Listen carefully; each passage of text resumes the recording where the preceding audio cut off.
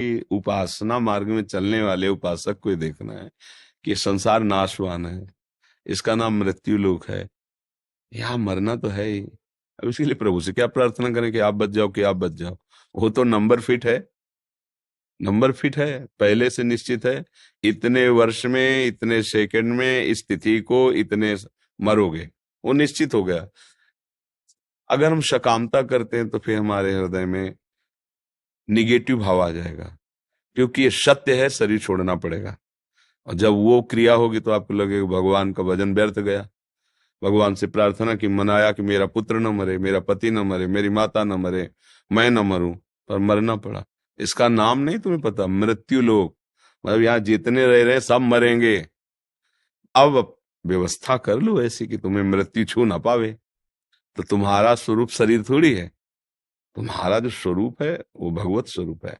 तो इतना भजन करो कि मृत्यु का प्रभाव आप पे ना हो।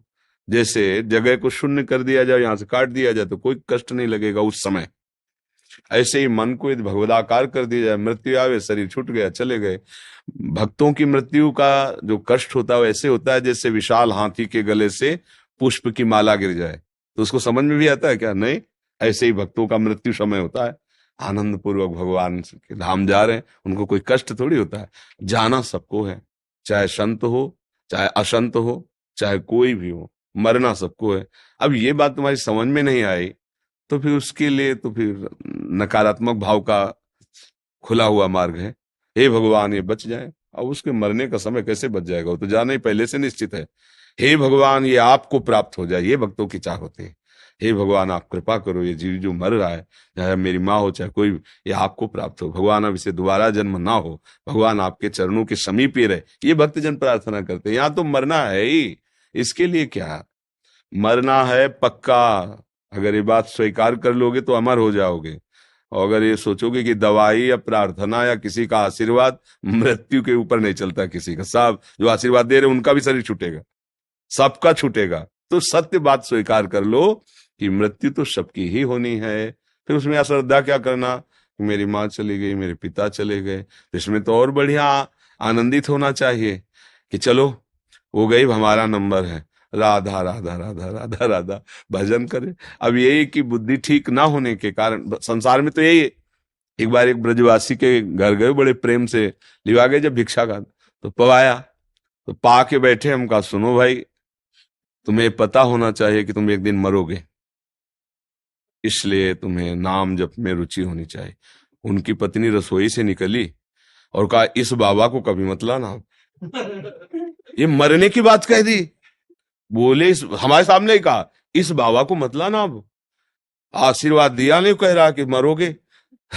हम कहा यार मतलब हमारी बात को समझ नहीं पाए।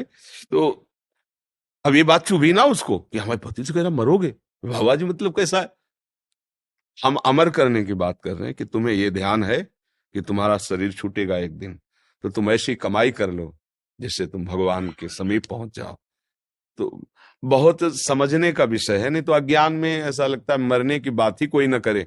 अगर संतों से पूछो तो नारायण स्वामी कह रहे हैं दो बात सदैव याद रखना, एक कि तुम्हारी मृत्यु निश्चित है, और दूसरा कि तुम्हें बचा सकते हैं तो भगवान केवल बचा सकते हैं।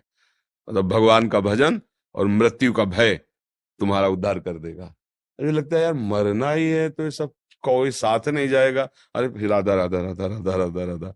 जब लगता है यहाँ रहना है तो एक एक कोने में ऐसा सजाओ कि हमारा मकान लगे कि हाँ हम खूब है। मरना है यार, क्या मकान क्या दुकान, जो हो रहा है हो रहा है, जाना तो है ही यहाँ से, राधा राधा राधा राधा। तो पर ये कोई ध्यान नहीं रखना चाहता, सब जीने का प्रयास कर रहे हैं, मरने का प्रयास, मरने के बाद कहाँ जाना है क्या करना है इसके लिए कोई प्रयासरत नहीं। सब यही है कि कितना बैंक बैलेंस, तो क्या होगा जब शरीर छूटेगा तो बैंक बैलेंस लाद के ले जाओगे क्या? सब यही पड़ा रहेगा। तो इसलिए मुझे लगता है विवेक का आश्रय लो, भगवान से प्रार्थना करो कि उनके चरणों में रति हो। यहाँ सबको मरना है, सबको जाना है, कोई आज कोई कल। और जब लोग शव यात्रा लेके जाते हैं ना तो कहते हैं राम नाम सत्य है। मतलब अभी तक तुम्हारा जीवन सत्य नहीं, सत्य है तो भगवान का नाम। अरे खुद समझ ले कि राम नाम सत्य है तो तेरा जीवन सत्य हो जाएगा। पर लोग कहते वही बात है।